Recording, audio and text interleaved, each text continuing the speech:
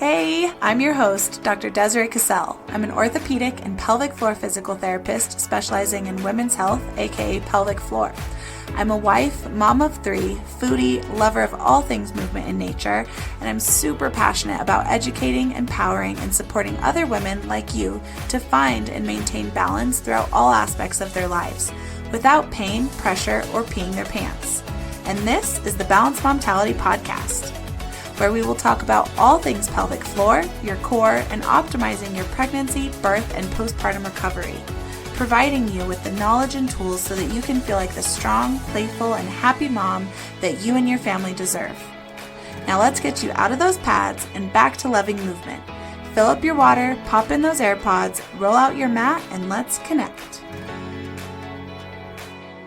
Before we start today's episode, just a quick disclaimer that anything mentioned in this podcast is not meant to treat or diagnose any medical conditions. If you have any questions or concerns about your healthcare needs, please seek the care of your medical provider. This is also a safe space where we will be talking about very sensitive but important topics, such as issues with peeing and pooping, relationships, and even sex. So if you have littles around, probably a good idea to pop those AirPods in. But otherwise, I hope you enjoyed today's episode. Welcome back to the Pelvic Floor Core and More show. I hope you are enjoying the last few episodes we had.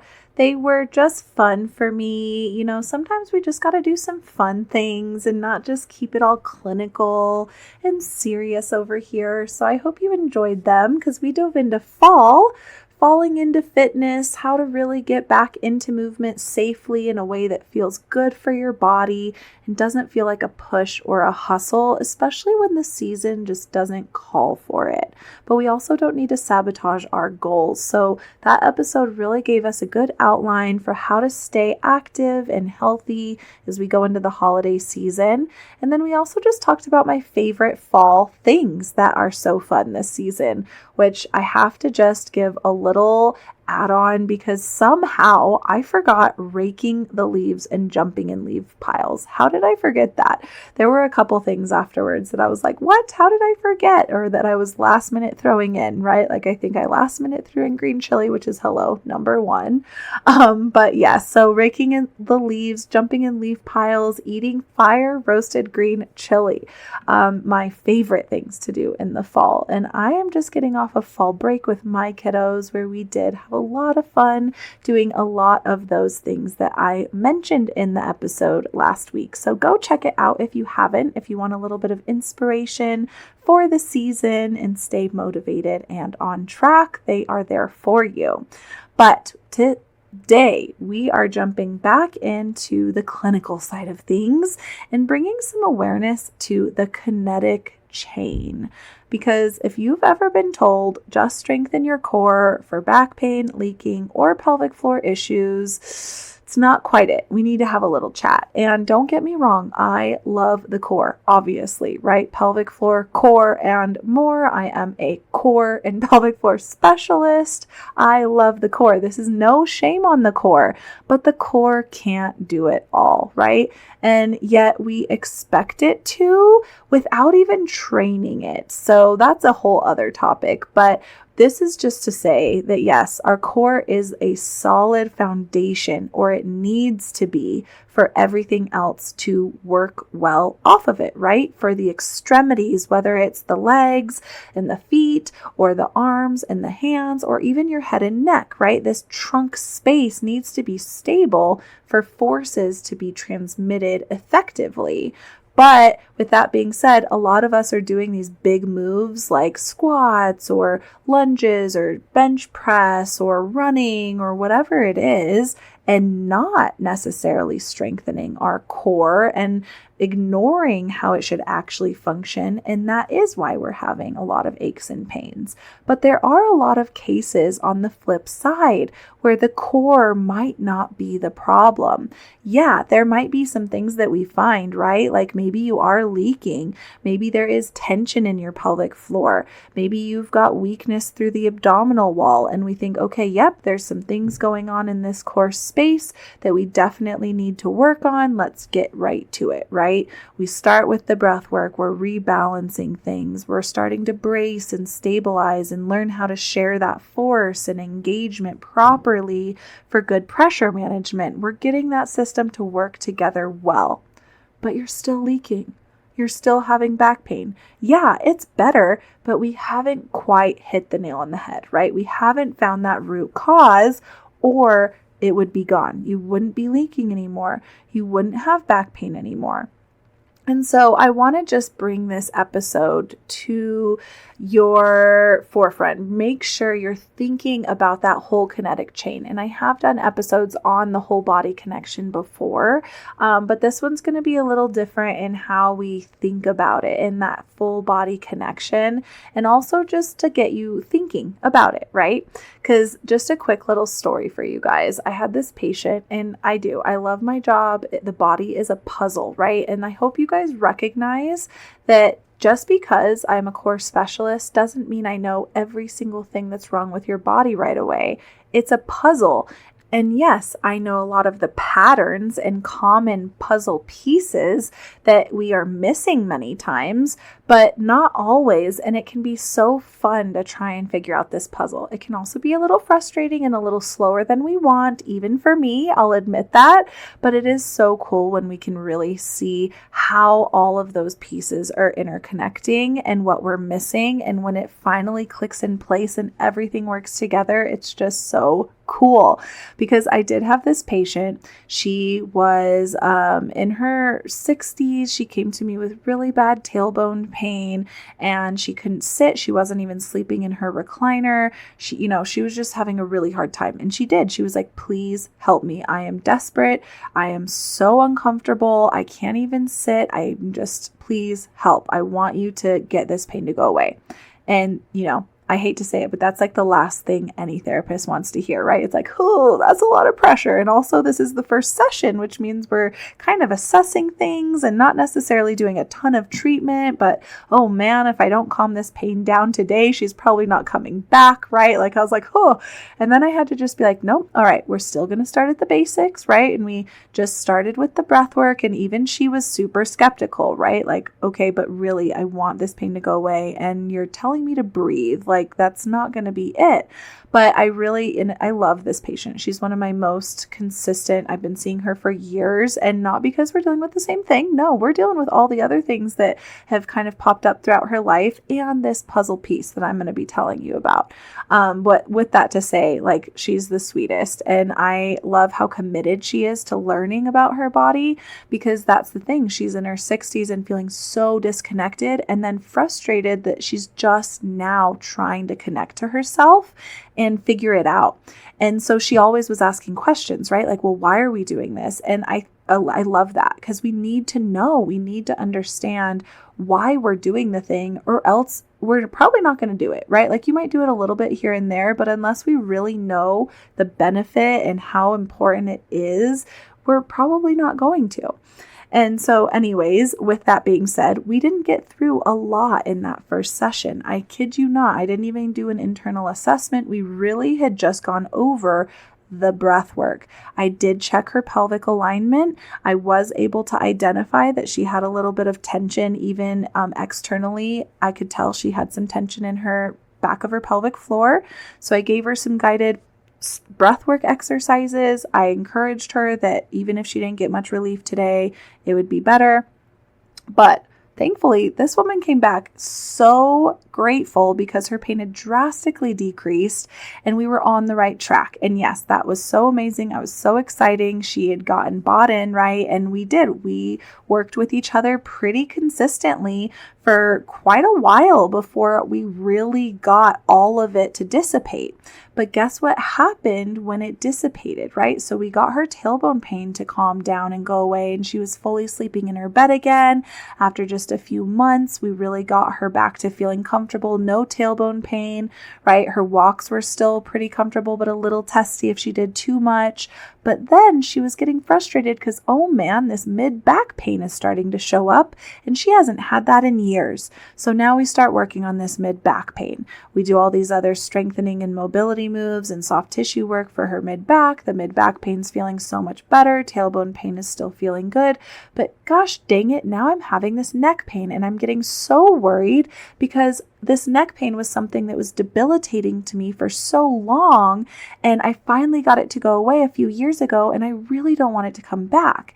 And it was just so interesting to me because knowing the kinetic chain, I was able to see that pattern and where we were getting that disconnect in that kinetic chain, right?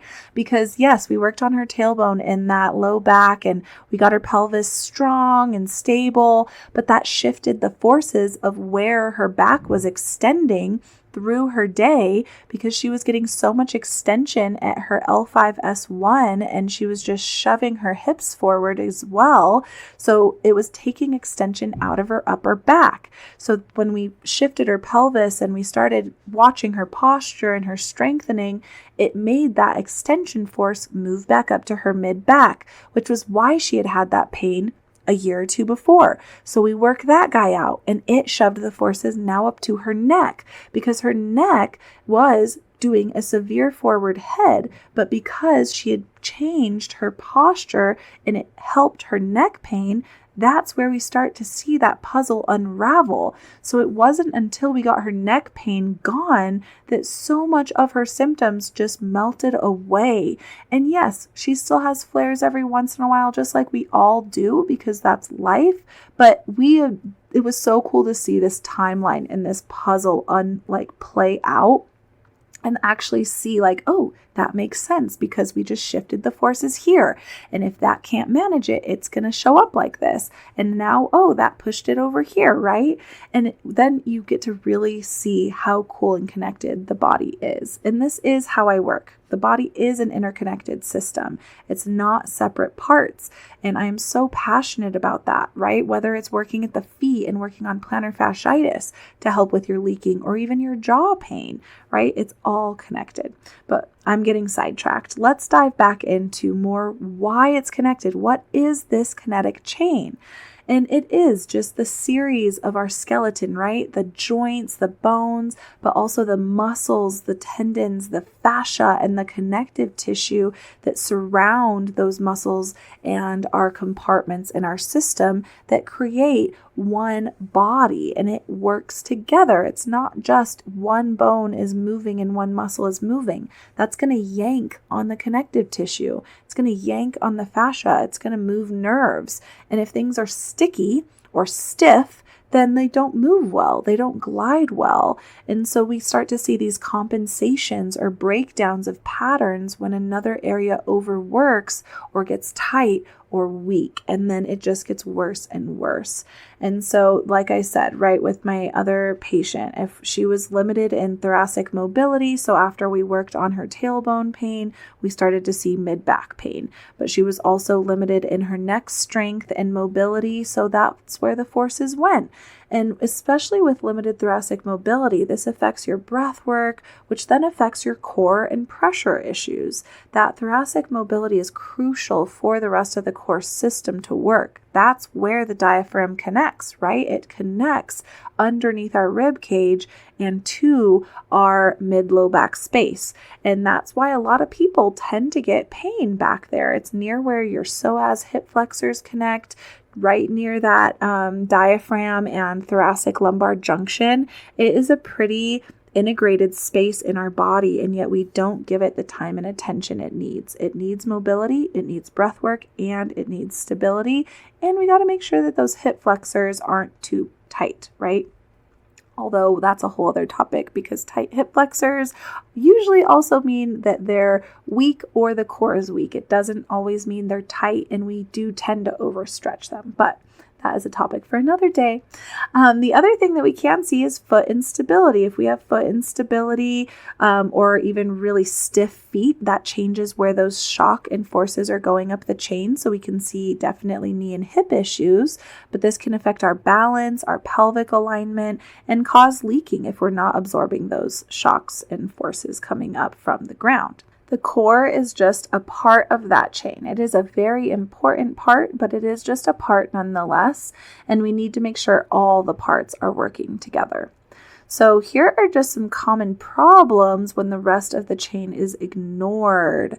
We still get that persistent leaking, the heaviness, and even pain despite all the core work you're doing, right? You're doing all the mobility things, you're doing the breath work, you're doing the bracing and stability work, and you're still having issues.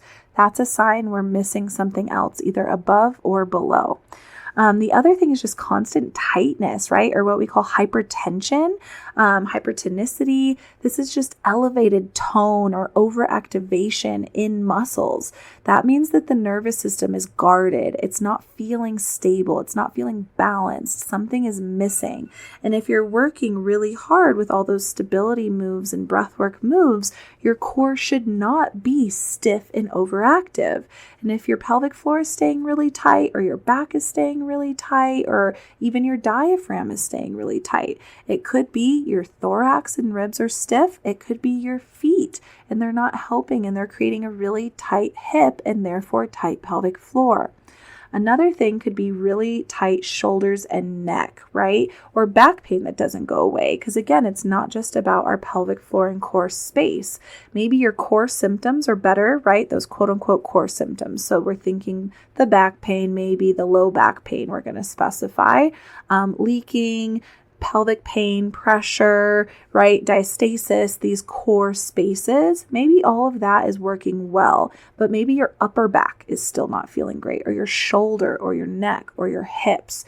That is still saying, okay, we're still missing something. Maybe the core in that core trunk system is doing better, but the things above and below still aren't great. And if we don't fix those, then the core is going to start to become dysfunctional again because it's going to be overworking and compensating. So again, I did an episode on pressure management in the last couple weeks, but I just need to emphasize here how important that is, because that is the interaction of the core, right? Between the diaphragm that's connected to the outlet of the rib cage, creating that cylinder above the pelvic girdle and the hips, right? And the hips connect to the feet. And we talked about forces, those forces coming up through the feet into the hips, put pressure into that core system. And if your diaphragm and pelvic bowl and that TA wall don't know how to absorb that shock, then we're going to see it shove out into the hip, shove up into the shoulder, shove up into the back, or shove down and cause the leaking, right? So we need to make sure we're monitoring that pressure management, and not just at the core space, but also from the ground up. Are we landing hard? Are we hearing our foot slam when we're doing running or jump squats or jumping jacks? Because they really need to be a soft, gentle land. We want to be quiet on the floor. That means we're absorbing those forces.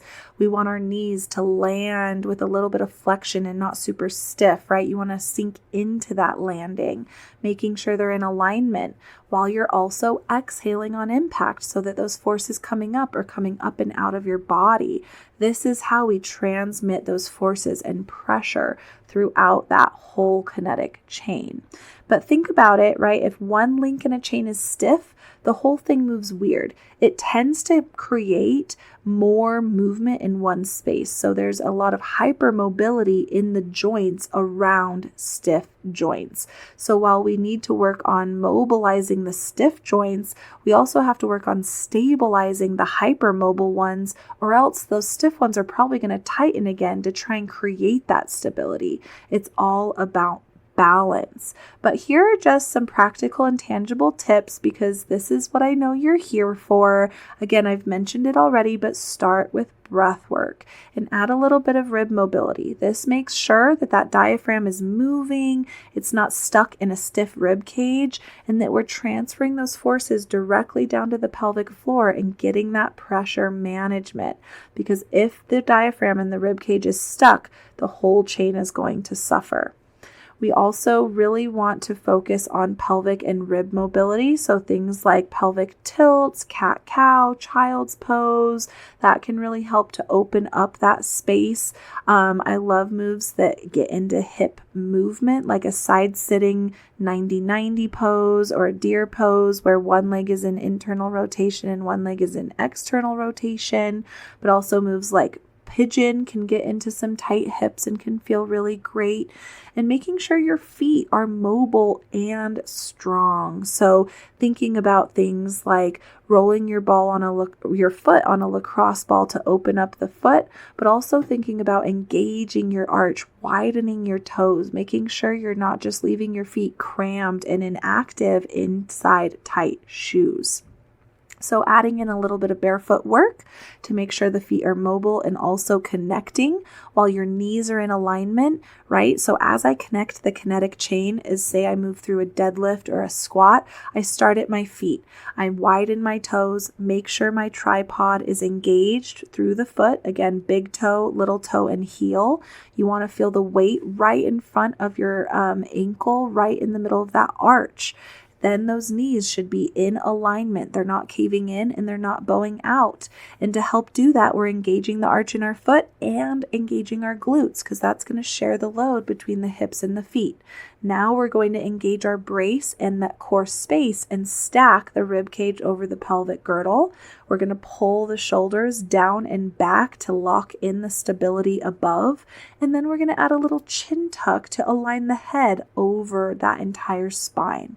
That is the thought process working head to toe.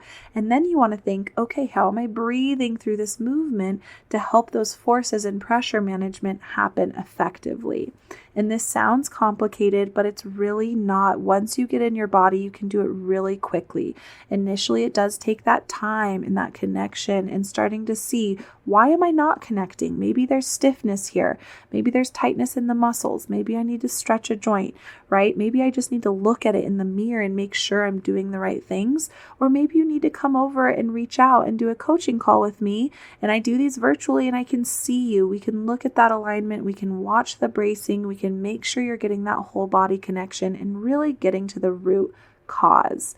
But another thing you really want to think about with that upper body is strengthening or not even just the upper body, but with the whole kinetic chain is strengthening the posterior chain. And that's the back of our body, right? So that's our back, our glutes, our hamstrings. We tend to do a lot of like chest work, pushing exercises, and this is just going to continue the imbalance, especially with like running and squatting and all of these things that are definitely getting some of the back of the body, but they can be very quad heavy, very chest heavy, and we already sit a lot of the day and do a lot of things in that sagittal